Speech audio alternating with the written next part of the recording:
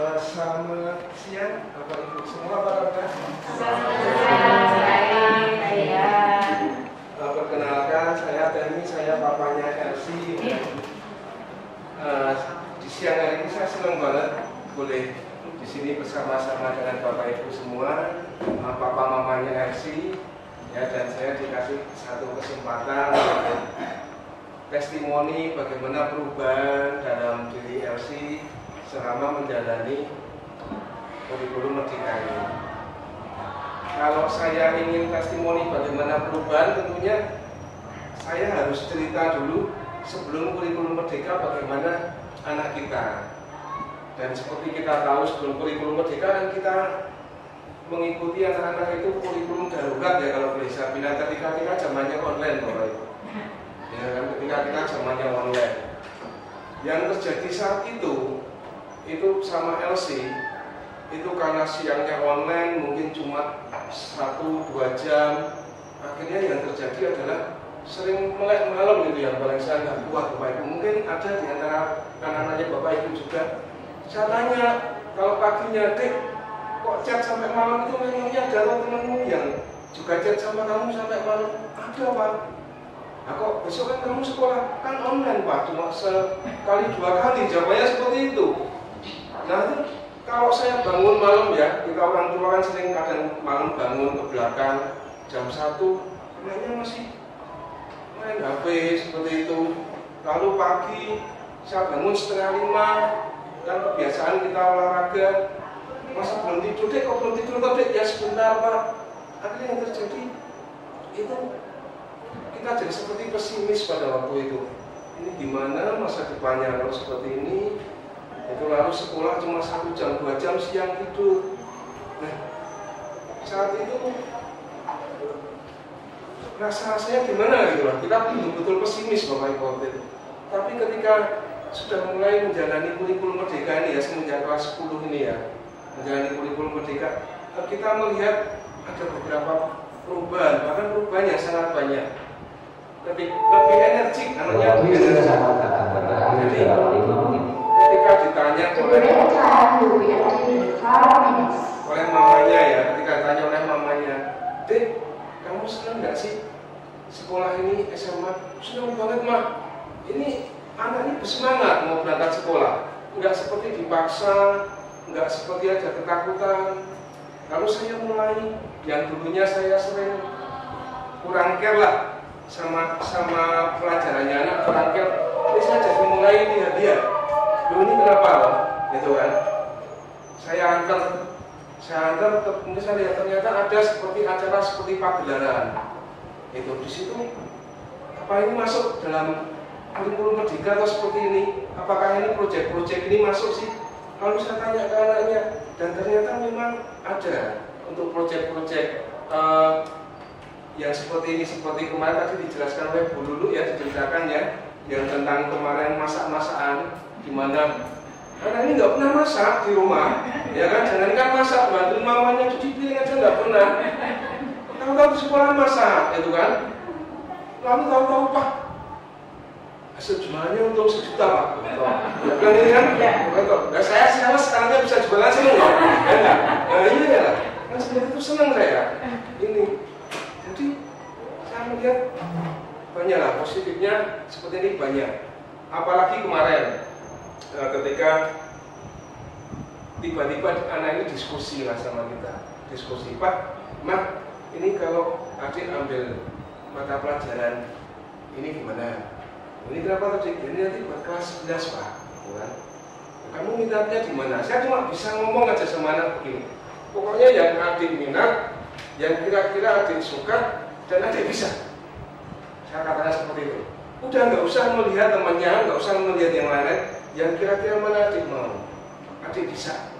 Maksud saya cuma berpikir di mana dia lebih bisa berapresiasi, di mana bakatnya lebih bisa tergali.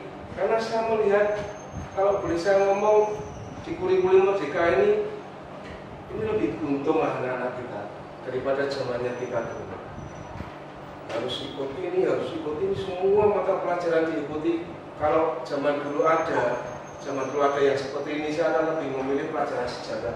Karena saya senang didongeni gitu. Dan saya senang dongeng gitu. Kalau Inggris sejarah kau yang lain-lain ngantuk tuh kalau saya saudara senang gitu. Karena saya senang dongeng dan senang didongeni.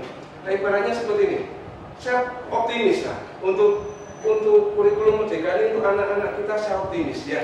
Saya juga bersyukur senang sekali dengan Bapak Ibu guru yang luar biasa. Saya katakan luar biasa Bapak Ibu. Puluhan tahun beliau-beliau ini mengajar, ya kan, dengan kurikulum yang begitu, dan sekarang beliau-beliau dituntut untuk berubah supaya mengikuti kurikulum yang dimana lebih berpihak pada anak. Ya, kita akan dukung, ya. Menurut saya itu aja yang bisa saya testimonikan, hanya itu saja. Itu, dan saya bersyukur dan senang sekali, dan terima kasih tentunya. Sekian dulu dari saya. Tuhan Yesus memberkati.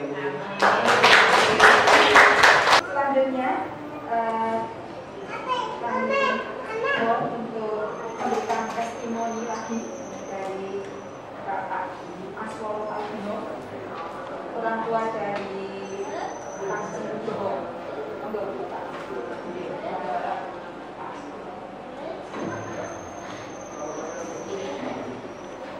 Selamat siang. Selamat siang. Yang terhormat kepala sekolah, Bapak Ibu, orang tua dari kelas 1 dan 2. Terima kasih waktu yang diberikan saya mengenai pendidikan kurikulum merdeka ini.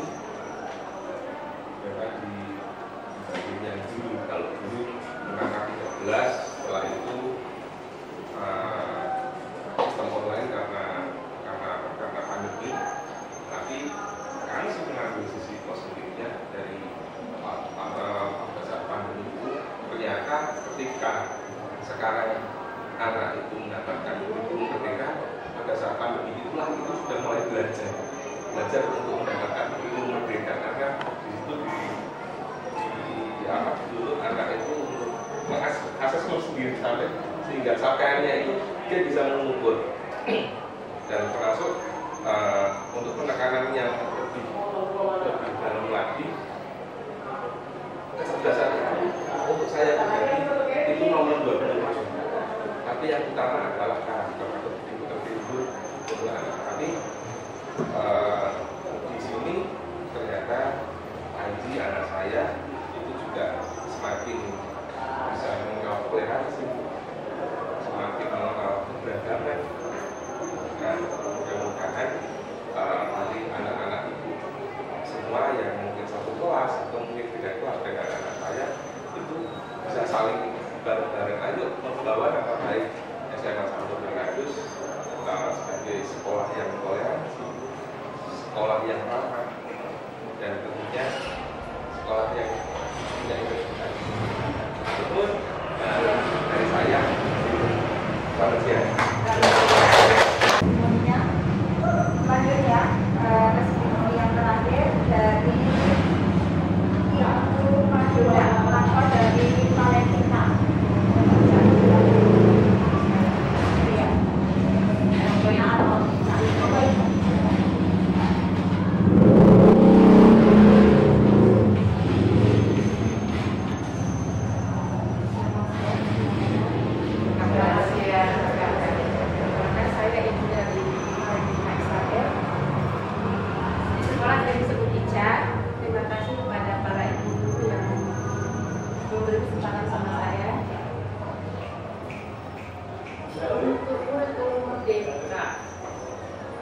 Saya selaku orang tuanya sebenarnya buta untuk kurikulum merdeka karena kami pindahan dari Jepara. Putri saya sekolah di SMP negeri yang dengan minoritas, saya katakan minoritas, maaf untuk yang non Katolik. Ketepatan di kelasnya Ica itu kalau saya tidak salah ada 8 orang siswa Katolik. Dan Ica satu-satunya perempuan, lainnya laki-laki. Ica sering diejek karena memang kakaknya SMP masuk asrama dan SMA juga asrama, dan itu yayasan Katolik semua.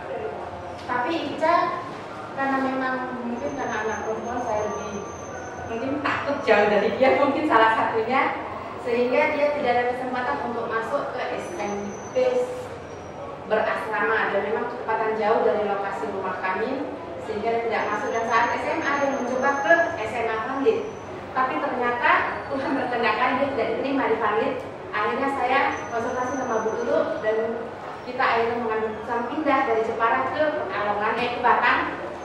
Jadi Ica itu setiap hari laju dari Pekalongan ke Batang, Pekalongan ke Batang, dan saya sudah tahu dengan kondisi sekolah yang pulang jam 4 itu ya, pulang jam 4 sehingga dia sampai rumah itu kurang lebih jam 5, setengah 6, lebih lama. Dan dengan kurikulum merdeka, dia yang tadinya itu bisa saya bilang tertutup ya, tapi setelah dia pas proyek terakhir, kalau saya tidak salah, Ica selaku ketua, kalau saya tidak salah dia selaku ketua, sehingga dia banyak ngomong sama saya, "Mah, teman Ica yang begini, mah ini perlu ini, mah ini." Terus saya bilang, "Kamu sudah besar, kamu bisa menentukan apa yang harus kamu lakukan." Saya bilang, saat temannya juga ada yang tidak mau bekerja, ada yang tidak mau diajak sharing apa segala macam, tapi si Anu nggak mau, masih ini nggak mau. Ya coba kamu siapa yang menjadi kepala proyek kamu, coba ngomong bagaimana solusi yang terbaik sehingga tidak menimbulkan perselisihan di antara temanmu, saya katakan begitu.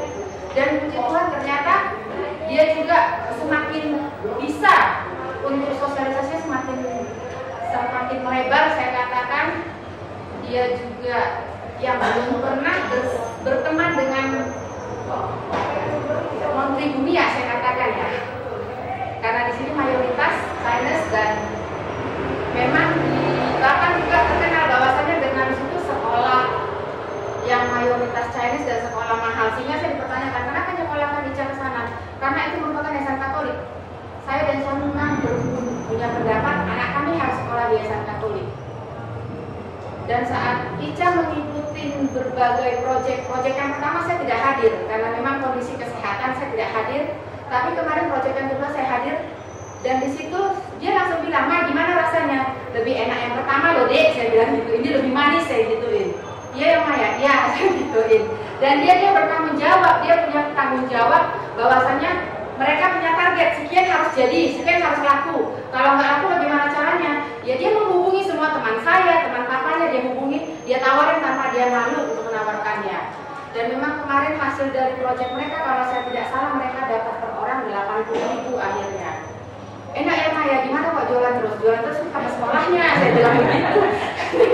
Mereka bilang begitu, "Enak loh Mbak, dapat duit." Ya terus, jadi ya kan kalau jualan terus kapan sekolahnya? Nanti bisa-bisa nanti ke rumah kamu pulang jam 7 malam, saya bilang begitu. Dan akhirnya untuk sekarang dengan kurikulum merdeka ini, dia mempunyai pergumulan yang sangat-sangat luar biasa kemarin untuk memilih mapel yang akan dia pilih pada saat kelas 11 nanti. Akhirnya kalau nggak salah Selasa ya Bu ya? Selasa kemarin akhirnya dia menyerahkan karena dia mungkin berpikir kalau ini nggak bisa, ini nggak bisa, ini nggak bisa. Saya bilang, tidak apa-apa, dicoba saja deh. Bisa enggaknya kamu seseorang itu saat dia sudah berani mencoba. Tapi kalau nggak berani mencoba, nggak akan tahu itu bisa apa enggak. Saya bilang begitu. Karena sama aja, kamu nggak bisa mengambil, misalnya aku harus jadi seperti kakak, harus begini, nggak bisa deh. Pokoknya kamu mau apa ya sudah. Kalau misalnya kurang ngerti, ada Bu Win yang ngajarin kamu nanti. Saya bilang begitu. Jadi memang untuk pendidikan karakter mungkin saya belum bisa mengambil untuk karakter anak saya karena memang masih jauh kalau yang didapatkan sama kakaknya ya Bu ya. Kakaknya karena memang dia dari SMA, SMP juga 3 tahun asrama, terus SMA ini juga 3 tahun asrama, sehingga karakter kakaknya lebih terbentuk daripada adiknya. Namun untuk itu juga satu hal yang saya patut syukurin, dia semakin punya keinginan untuk, "Mah, aku harus ikut OMK ini, Mah, aku harus ikut ini." Penting kamu pikirkan dulu sekolah kamu. Setelah kamu pikirkan sekolah kamu, atur waktu kamu. So, kami yang mengatakan demikian karena memang kondisi saya memang tidak memadai untuk mengantar dia ke sana kemari. Jadi dia memang harus bergerak sendiri, harus naik motor kemana-mana sendiri.